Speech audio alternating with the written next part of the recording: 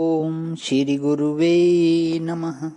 अखंडमंडलाकारं व्याप्तं येन चराचरं तत्पदं दर्शितं येन तस्मै श्री गुरुवे नमः। ओम शांति शांति शांति।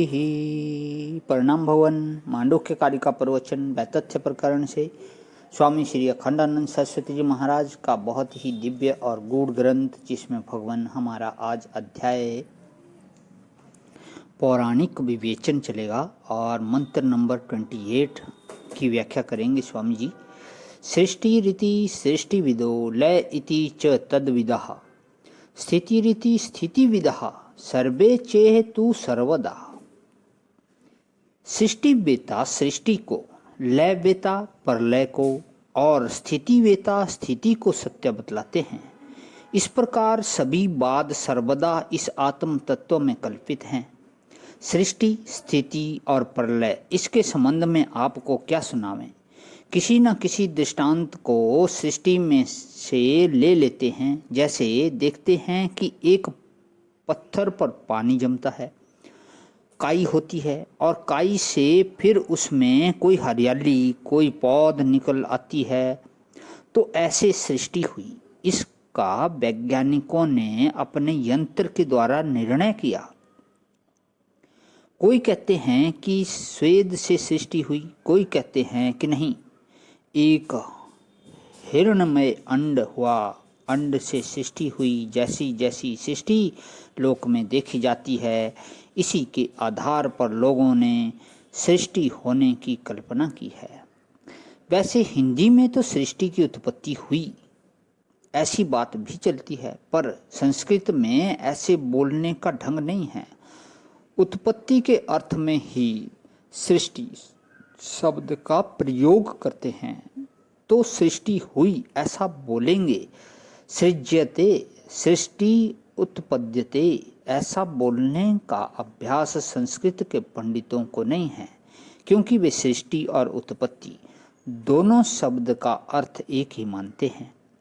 ऐसे हिंदी में लौकिक भाषा में कई भेद होते हैं। जैसे हिंदी में बोलना हो तो सायंकाल बोलेंगे, प्रातःकाल बोलेंगे, और संस्कृत में बोलने के लिए काल लगाने की जरूरत नहीं है, क्योंकि सायं और प्रातः या काल अर्थ में ही प्रत्यय हुआ है। हिंदी में तो ऐसे भी बोलते हैं सायंकाल के समय, प्रातःकाल के समय। वह संस्कृत में तो तीरा हो जाता है, तिहरा। केवल सायं कहने से काम चलता है। सायं तो काल ही है, अब उसमें काल जोड़ने की क्या जरूरत। तो सृष्टि की उत्पत्ति भी ऐसे ही है। जो सृष्टि है सो उत्पत्ति है, जो उत्पत्ति है सो सृष्टि है। इसलिए कि का कोई अर्थ नहीं है।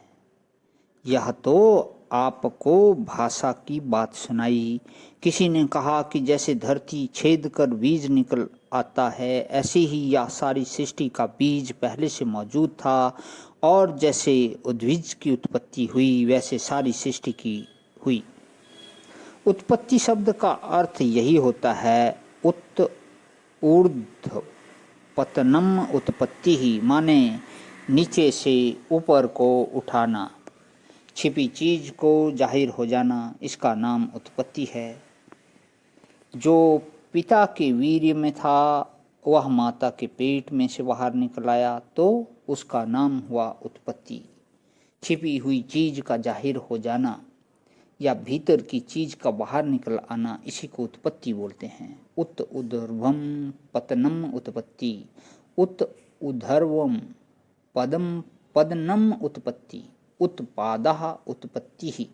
किसी चीज का ज्ञान नहीं था, थी तो पर मालूम नहीं थी, अब मालूम पड़ गई। देखो, मन में वासनाएं थी पर मालूम नहीं था, सपने के समय उत्पन्न हो गई, यह उत्पत्ति है। यह उत उपसर्ग और पद धातु से उत्पत्ति शब्द बनता है।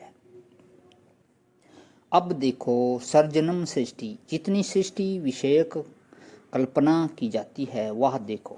लोक में जैसे माता पिता से संतान होती है तो आदि दंपत्ति गौरी शंकर से संतान होती है, लक्ष्मी नारायण से संतान होती है, अंडे में से सृष्टि निकलती है, तो बोले कि पहले एक सोने का अंडा था, उसमें से सृष्टि हुई। पानी में से सृष्टि होती देखी जाती है, बोले कि पानी में से सृष्टि हुई। जैसे कुम्हार घड़ा बनाता है, ऐसे ही सृष्टि ईश्वर सृष्टि बनाता है। या कल्पना कर ली तो दुनिया में जैसे जैसे चीज़ें बनती दिखती हैं, इसी ढंग से सृष्टि की पूरी कल्पना की जाती है। या कहो कि सृष्टि होते समय कोई देख कर आया है और वह बताता है, तो सृष्टि देखने के लिए आँख कहाँ से होगी? जब सृष्टि नहीं होगी तब आँख ही नहीं होगी। आँख तो सृष्टि होने के बाद बनी ना।